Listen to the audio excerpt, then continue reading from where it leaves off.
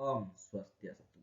Perkenalkan, nama saya Iko Suryanata Darmawiguna dengan NIM 211011163 Prodi TIMTI dari kelas M.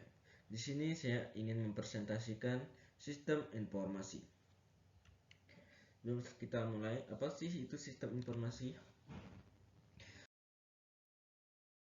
Sistem informasi merupakan sebuah bidang yang melibatkan perkembangan sejak tahun 1960-an.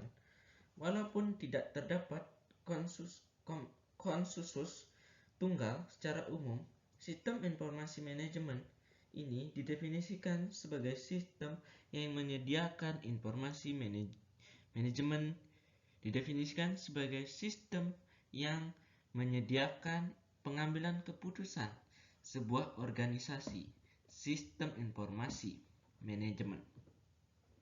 Ini juga dikenal dengan ungkapan lainnya seperti yang pertama ada sistem informasi, yang kedua ada sistem pemrosesan informasi, yang ketiga ada sistem informasi dan pengambilan keputusan.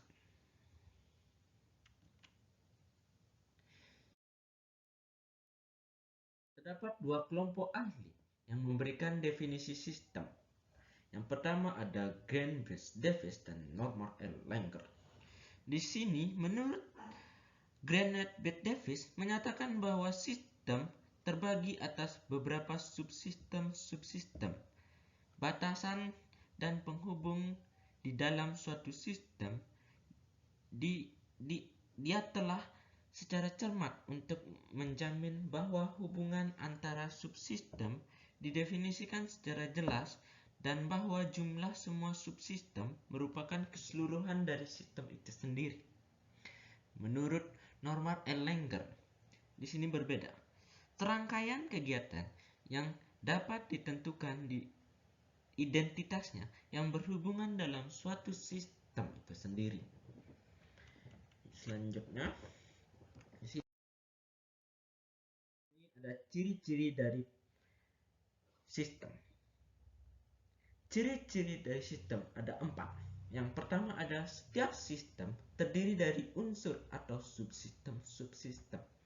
Yang kedua ada subsistem tersebut merupakan bagian terpadu dari sistem itu sendiri.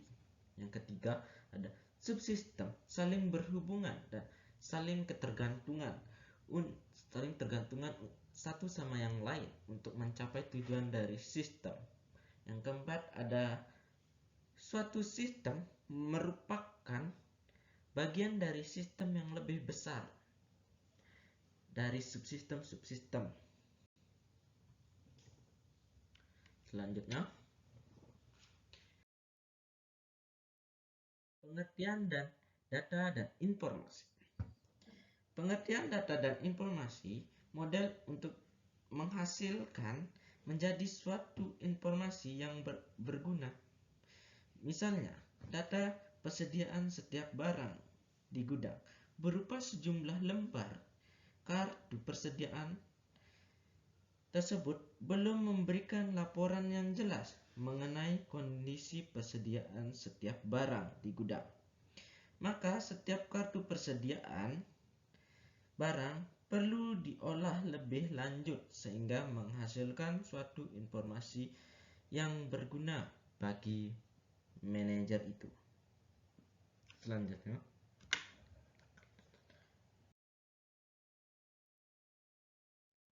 kualitas data. Apa sih kualitas data itu? Sangat penting. Kualitas data sangat sederhana, tetapi data juga dapat sangat rumit. Oleh karena itu, data perlu diolah melalui suatu model tertentu untuk menjadi informasi yang akurat dan relevan. Selanjutnya,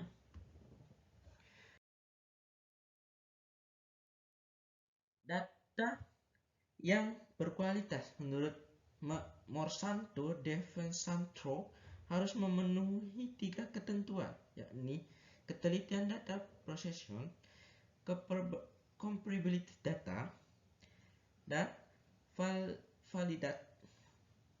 validitas data.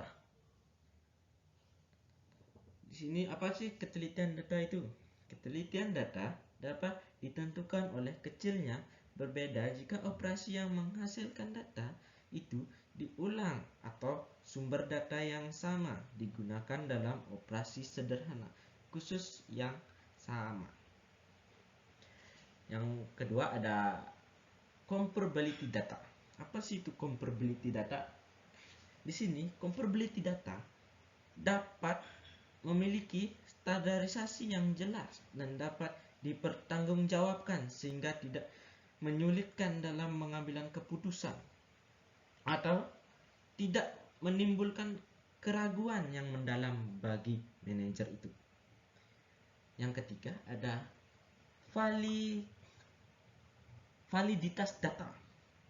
Di sini validitas data dapat memiliki kegunaan yang tepat dengan kebutuhan dari suatu tujuan yang ingin dicapai pemakai, sebab data yang berkualitas belum tentu valid jika tidak menunjang tujuan pemakainya. Selanjutnya, ini ada kualitas informasi.